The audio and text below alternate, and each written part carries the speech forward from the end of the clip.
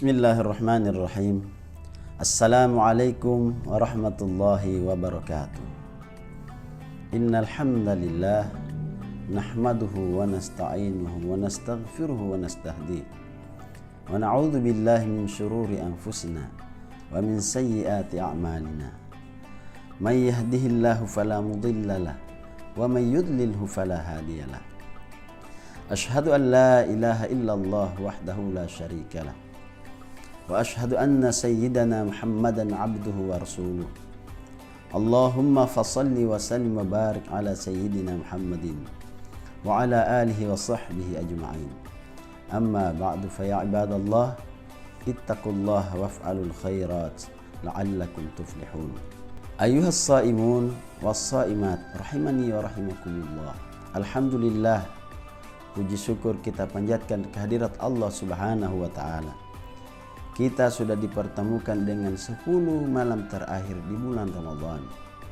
Tentunya saya dan kita semua berharap semoga segala amalan ibadah puasa kita dari sejak hari pertama sampai dengan saat ini diterima dan dibalas pahala oleh Allah Subhanahu wa taala.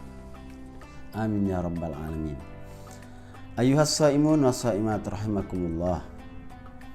Di 10 malam terakhir Rasulullah sallallahu alaihi wasallam, salah satu kebiasaan beliau yaitu beliau mengeratkan ikat pinggangnya serta membangunkan keluarganya.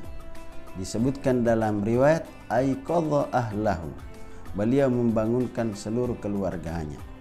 Beliau bangunkan istri-istrinya, beliau bangunkan anak-anaknya serta menantu-menantunya, juga cucu-cucunya.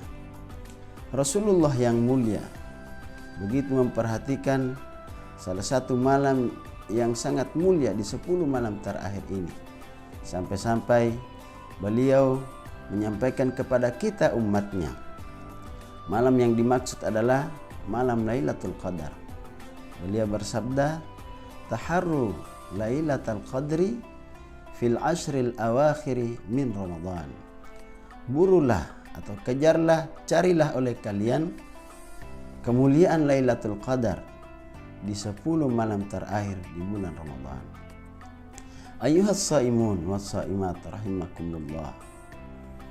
Tentunya kita yang sudah melewati dari hari pertama sampai dengan 10 malam terakhir saat ini juga punya harapan yang sama, punya azam yang kuat agar kita juga bisa mendapatkan Lailatul Qadar atau malam kemuliaan.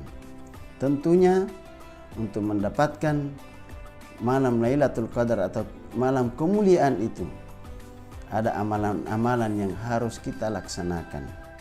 Paling tidak ada 2 amalan pokok yang harus kita perhatikan, yaitu amalan yang kita laksanakan di siang hari, yaitu yang disebut dengan siam. Kemudian amalan yang dilaksanakan di malam hari, yaitu disebut dengan qiyam. Amalan yang dilaksanakan di siang hari yaitu siam. Tentunya siam atau puasa yang kita laksanakan betul-betul memenuhi definisi puasa atau siam itu sendiri. Nah, apa itu siam? Apa itu puasa atau biasa dengan bahasa lain as-shaum? Dalam istilah fikih, siam atau shaum diartikan as-shaumu huwa al-imsaku 'anil muftirat qabla tulu'i syamsi hatta ghurubiha. Puasa itu adalah menahan diri dari segala yang dapat membatalkan. Jadi bukan sekedar membatalkan puasa, tapi juga yang bisa membatalkan pahala puasa itu sendiri. Qabla tulu'i syamsi, mulai dari sebelum terbitnya matahari, hatta ghurubiha, sampai terbenamnya matahari. Artinya kita berpuasa 1 hari penuh, menahan diri dari segala yang membatalkan, bukan hanya sekedar menahan lapar dan menahan dahaga. Karena puasa juga bisa didefinisikan atau diartikan menahan seluruh panca indera kita dari hal-hal yang dapat mengurangi bahkan membatalkan pahala puasa yang kita laksanakan. Mulai dari menahan panca indera penglihatan kita untuk tidak melihat hal-hal yang tidak diridhai oleh Allah Subhanahu wa taala. Ayuhas shaimun was shaimat rahimakumullah. Amalan kedua yang bisa kita laksanakan untuk meraih malam kemuliaan atau Lailatul Qadar tentunya adalah qiyam atau melaksanakan ibadah sholat. Qiyam bisa juga dibahasakan dengan qiyamul lail atau sholat di malam hari.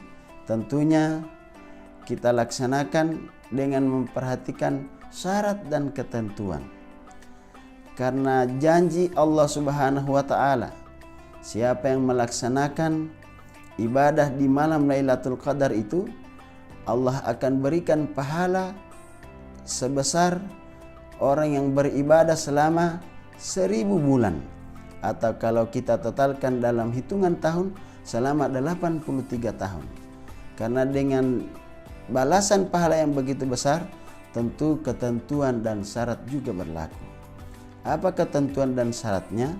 Di dalam hadis Rasulullah digambarkan, man qama Lailatul Qadar imanan wahtisaban ghufira lahu ma taqaddama min dzambi. Siapa yang mendirikan sholat bertepatan dengan malam Lailatul Qadar, tentunya dengan ketentuan imanan. Imanan itu berdasarkan keimanan. Keimanan di sini erat kaitannya dengan niat seseorang melaksanakan sholat itu. Niatnya karena apa? Kalau niatnya betul-betul mengharap keridhaan Allah Subhanahu wa taala, mengharapkan rahmat Allah Subhanahu wa taala, maka insya Allah bisa dipastikan dia akan mendapatkan pahala atau kemuliaan Lailatul Qadar itu sendiri. Karena tidak menutup kemungkinan ada orang yang melaksanakan sholat malam hanya sekadar ikut-ikutan, atau karena tidak nyaman dengan orang lain yang melihat dia cuma tidur-tiduran saja. Jadi ketentuan pertama, melaksanakan sholat karena berdasarkan keimanan kepada Allah Subhanahu wa taala. Yang kedua, wahtisaban, penuh dengan koreksi diri. Apakah saya selama ini sudah dekat atau masih jauh dengan Allah Subhanahu wa taala? Dia melaksanakan sholat dengan keimanan dan penuh kehusuan, serta selalu mengoreksi dirinya. Apakah selama ini dia sudah dekat dengan Allah Subhanahu wa taala atau belum? Kalau ini dia lakukan, insya Allah syarat ketentuan ini dia penuhi, maka besar kemungkinan dia akan meraih Lailatul Qadar atau malam kemuliaan. Terakhir, ada amalan khusus untuk melengkapi qiyamul lail, untuk meraih kemuliaan atau Lailatul Qadar. Diajarkan oleh Rasulullah kepada istrinya Aisyah radhiyallahu anha. Ketika Sayyidatuna Aisyah bertanya, kira-kira amalan apa yang bisa saya lakukan jika bertepatan dengan malam Lailatul Qadar? Maka Rasulullah mengajarkan sebuah doa, dan doa ini harus juga kita laksanakan, kita amalkan dalam kehidupan Ramadan kita 10 malam terakhir ini, yaitu doa sebagaimana yang kita baca setiap mendekati buka puasa. Allahumma innaka afuun tuhibbul afwa fa'fu anni. Allahumma innaka afuun tuhibbul afwa fa'fu anni. Ya Allah, aku mohon ampun kepadamu. Sesungguhnya engkau mencintai orang-orang yang memohon ampun. Maka ampunilah aku atau maafkanlah aku.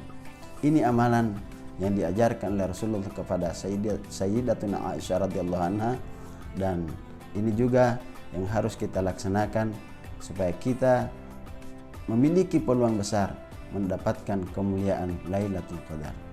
Ini yang bisa saya sampaikan. Mudah-mudahan ada manfaatnya buat kita semua.